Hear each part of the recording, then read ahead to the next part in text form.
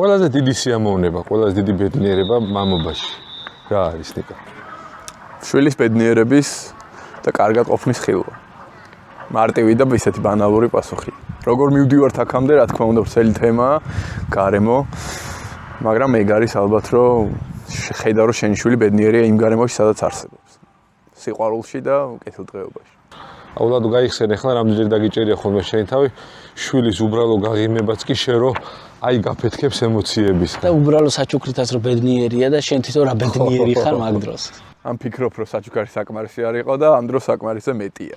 შენ ფიქრობ რომ ყოველთვის მეტი გინდა, მეტი მისცე და პატარებისთვის ყველაფერი ძვირფასია, რაც მამისგან და დედისგან მოდის, რა თქმა უნდა. კაი თვალცრევლიანი გადაცემა უსეხარად უბრალოდ გამახსენდა ის ჩემმა უმცროსმა ვაჟმა ივაშკაცსა და რამდენიმე დღის წინ ფეხი მოიტეხა და ეხა იმისი მალე გამოჯამრთელი და მადლობა იმისი ტირილი და დამწუხრებული სახე რომ გამახსენდა უცებ ემოციებზე მეც მომაწვაგე და მისველ და თვალე